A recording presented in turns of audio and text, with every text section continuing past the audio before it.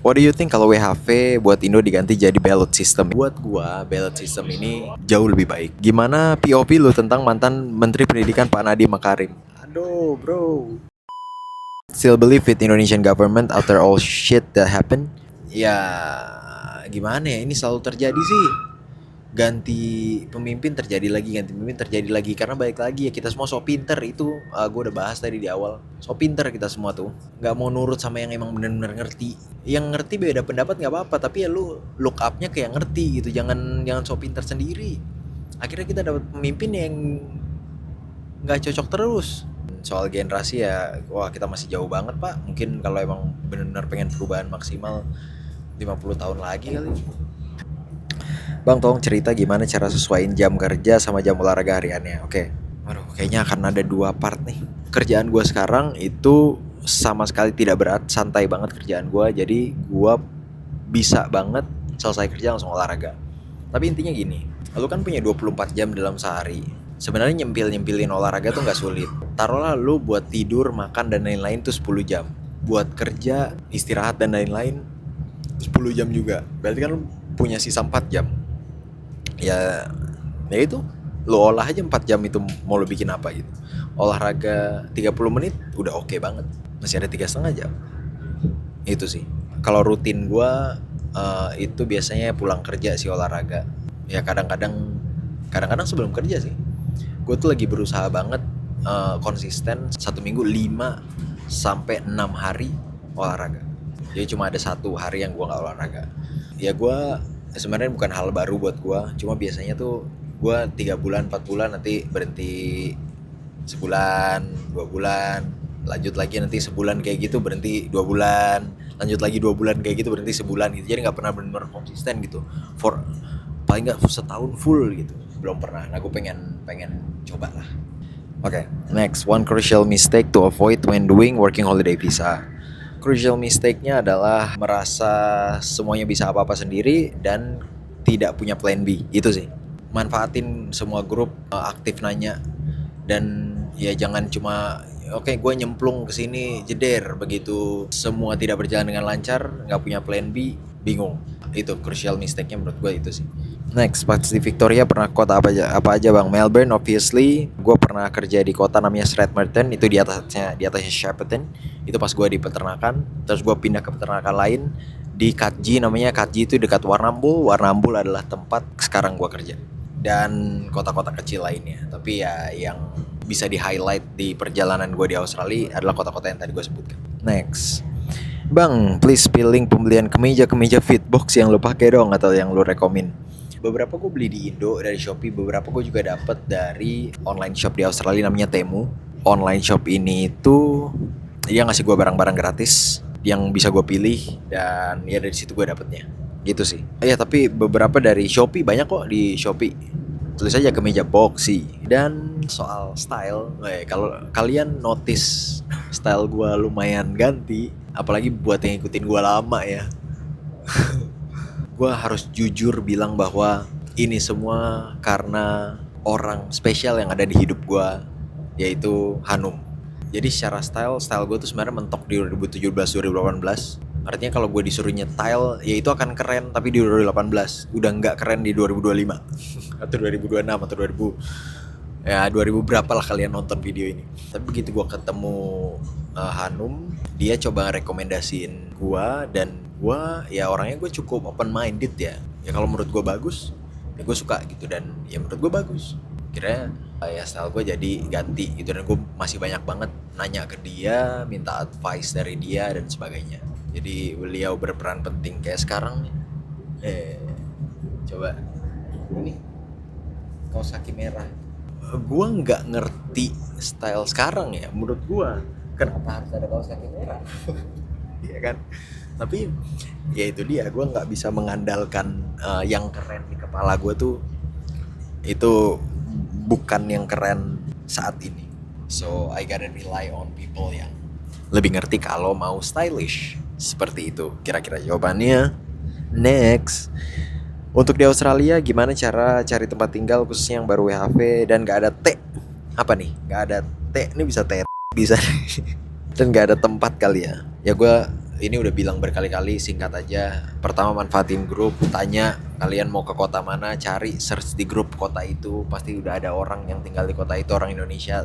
Komunikasi, cari dari beberapa source, website, flatmates, realestate.eu, domain, dari Facebook Marketplace. Itu.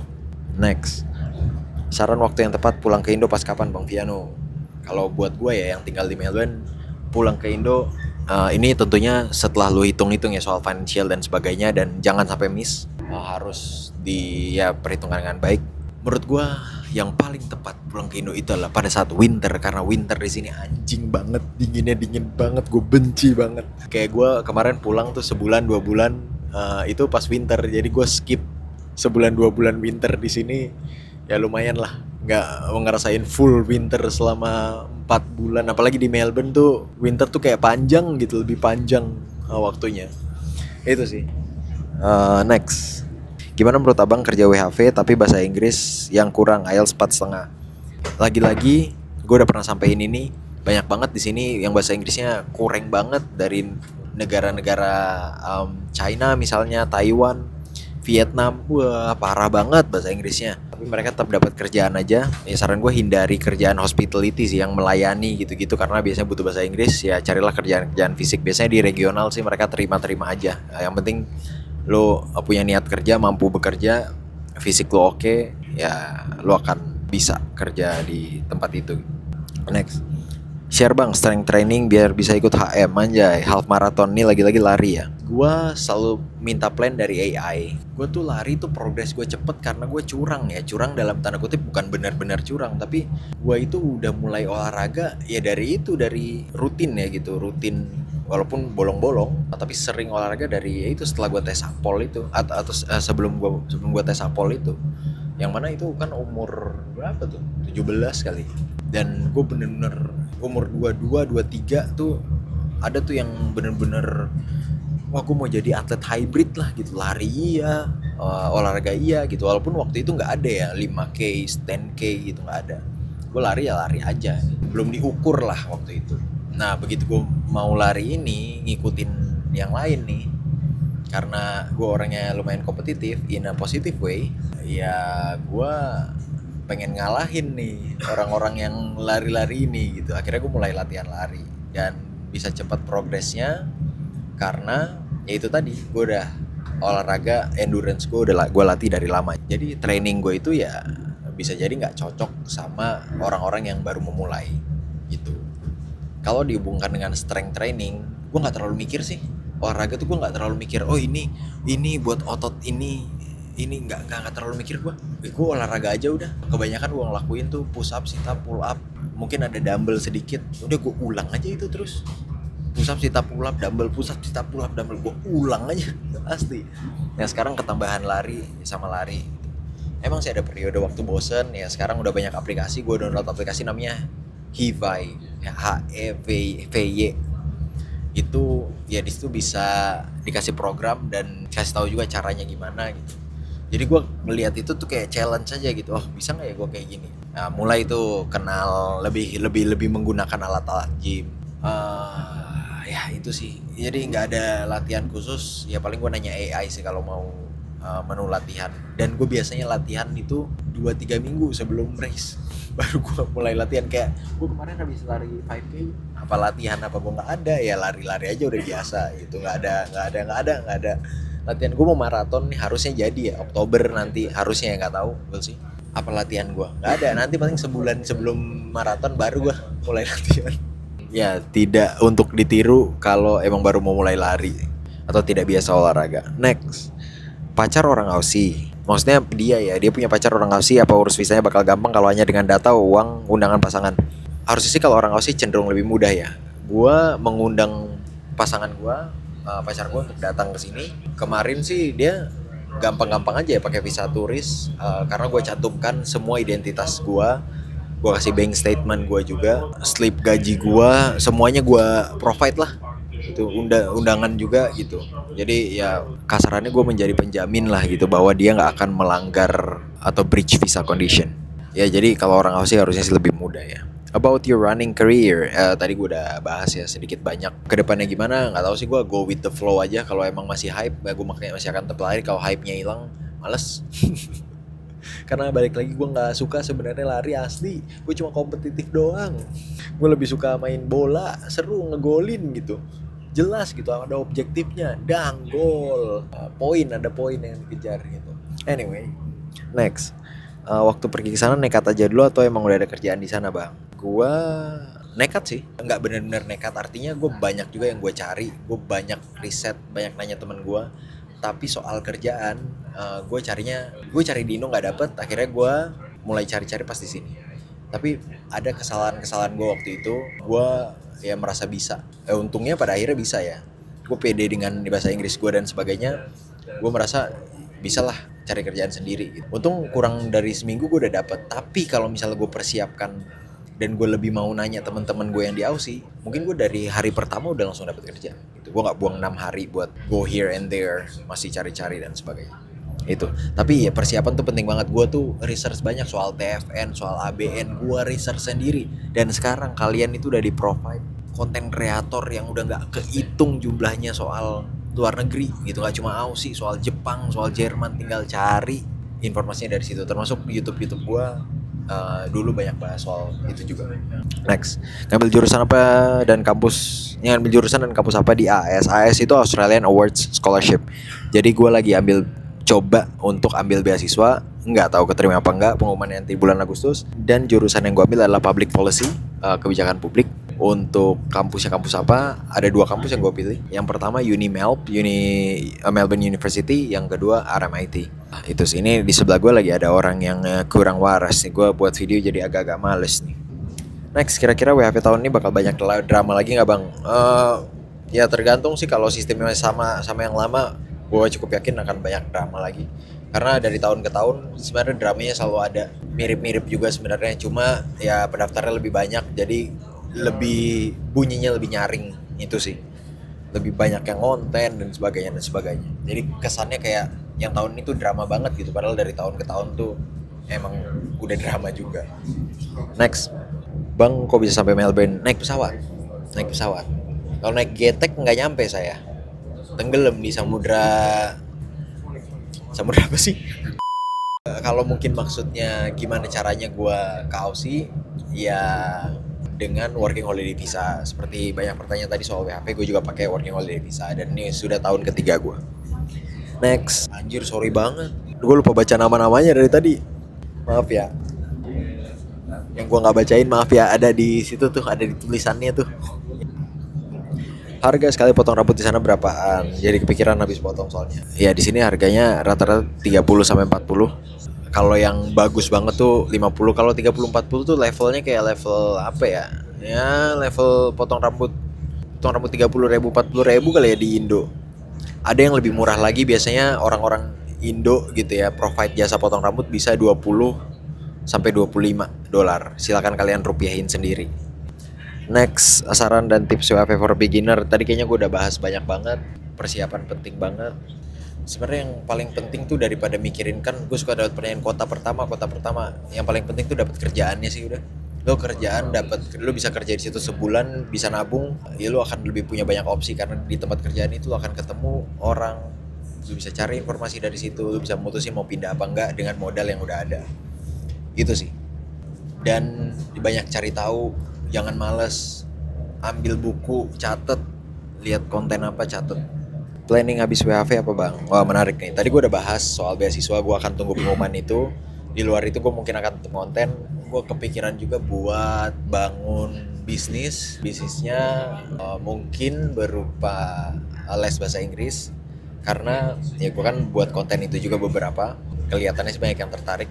Jadi gue akan coba cari partner yang oke. Balik lagi, gue kalau buat sesuatu gue nggak mau main-main, gue mau kita sama-sama dapat benefitnya lah. Gue dapat pendapatan dari situ dan teman-teman yang les juga dapat kualitas yang oke.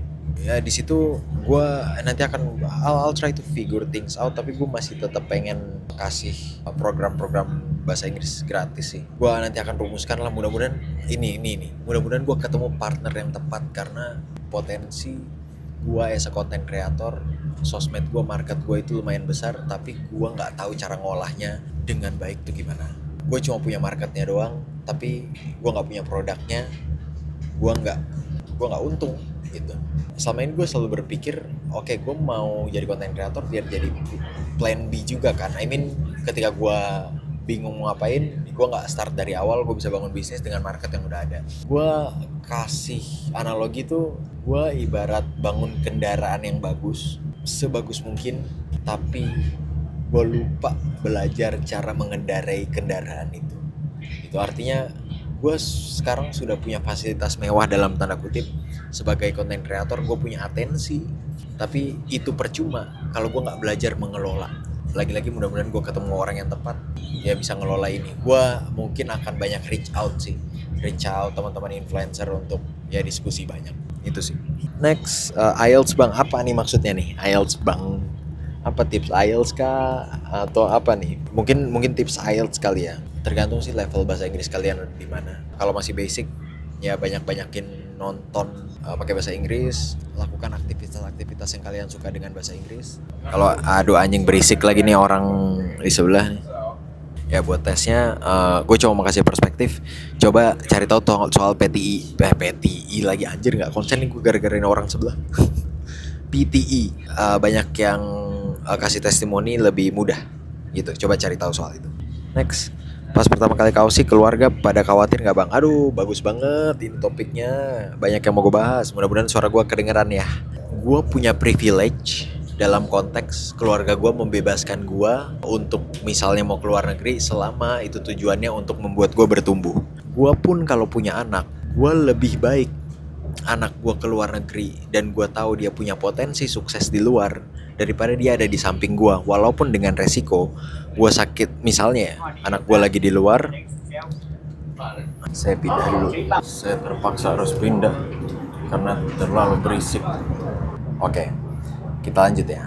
Tadi ya, walaupun ada kemungkinan ketika anak gue di luar, gue sakit atau mungkin sampai meninggal dunia misalnya ya, anak gue nggak ada di samping gue, nggak ada di dekat gue, tapi rasa-rasanya gue akan lebih bahagia, akan lebih tenang mengetahui fakta bahwa anak gue lagi di luar sana mengejar mimpinya misalnya, lagi bertumbuh, daripada anak gue ada di samping gue tapi nggak jelas, atau enggak gue nggak yakin nih masa depannya dia gimana, 2-3 tahun lagi gimana dia nanti. Nah kira-kira gitu soal keluarga ya. Jadi gue ke anak gue akan kayak gitu, dan kebetulan keluarga gue ya, nyokap gue ya terutama, itu kayaknya sih punya pikiran yang sama juga gitu. Nyokap gue akan lebih happy lihat gue di luar trying to do things, trying to do good things, trying to make myself better, daripada gue ada di samping dia tapi nggak jelas ngapain di Indo misalnya gitu. Lagian sekarang kan sudah ada teknologi ya seperti video call, kalian bisa ngobrol lihat muka. Kalau gue punya anak, gue nggak yakin anak gue di sana baik-baik aja apa enggak, gue khawatir ya tinggal gue tanya how's things there, aman aja apa enggak dan sebagainya gitu kan. Kecuali dulu buat tanya kabar harus nunggu berapa hari pakai merpati gitu. Kalau sekarang untungnya sudah ada teknologi video call, jadi ya tinggal ditanya aja sih. Soal resiko, even di Indonesia pun emang kita lepas dari resiko kan enggak. Itu sih dari gua. Next, do you have a girlfriend kak? Wah, jawaban saya it's complicated. Next, kerja lagi nggak sih Kak Amrik bang? Wah pas banget nih pertanyaan ini. Gue tadi baru teleponan sama teman gue yang ada di Amerika Serikat, dan ada kemungkinan sih gue kesana. Mungkin ya gue kepikirannya sih ya di sana yang konten aja ya gitu. Soal kerja apa enggak ya nanti gue akan ngobrol lebih banyak lagi sama dia, potensinya, jalurnya dan sebagainya kalau berhubungan dengan pekerjaan. Tapi ada opsi itu. Next bang, orang Indonesia sih banyak yang saling sikut menyikut ya. Aku masih new tapi udah nemu banyak. Wow, dari scarcity. Well, iya. Ya memang kita kan crab mentality tuh cukup terkenal banget ya. Susah ngelihat orang senang ngelihat orang susah kita tuh. Maksud gua kita tuh bukan berarti gua juga ya, dalam konteks bahwa ya sebagai orang Indonesia umumnya seperti itu. Dan ya gue denger banyak cerita di sini orang Indonesia saling sikut menyikut.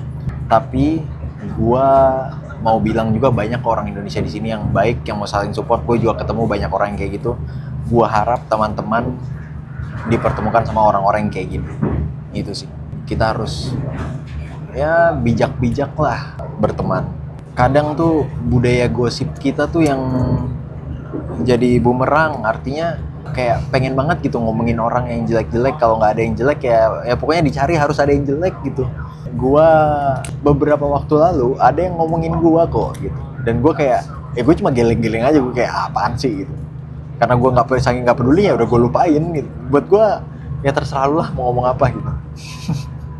Ya itu sih. Next, kapan dibuka SDWHV bang? Nggak tahu, ini yang tahu hanya Tuhan dan Ditjen Imigrasi. Harusnya sih setelah bulan Juli. Kalau gue disuruh prediksi ya kayaknya tahun ini akan agak lama, mungkin November kali ya. Itu prediksi gue. Kota terbaik untuk mencari kerja di Australia sejauh ini. Jawaban gue selalu sama dari tahun ke tahun. Pertanyaan terakhir nih. Selalu sama dari tahun ke tahun. Gue dari Melbourne akan bilang bahwa Melbourne kota terbaik. Lu tanya orang Sydney, mereka akan bilang Sydney kota terbaik. Karena relatif banget ya. Kalau soal cuaca, gue cukup yakin Perth menang. Mungkin Darwin yang nggak suka winter lebih menang.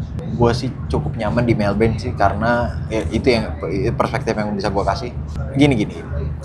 Kota terbaik adalah kota di mana lu langsung dapat pekerjaan. Itu sih kalau konteksnya WHV ya. Kalau konteksnya buat liburan, ya I would say Melbourne sih. Melbourne jawaban gue. Semua ada di sini. Public transport connected, ya lengkap aja gitu. Kayak, dan orang-orangnya juga good, friendly, ramah, mostly. Komunitas Indonya juga oke.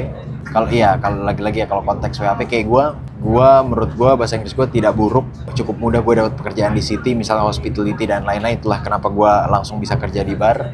Melbourne is not bad at all. Kayak tadi ada yang nanya kalau IELTS-nya 4,5, bahasa Inggrisnya kurang gimana ya. Lebih baik ke regional aja yang pekerjaan-pekerjaannya itu lebih mengandalkan fisik misalnya, dan nggak banyak kan orang yang mau ke sana gitu.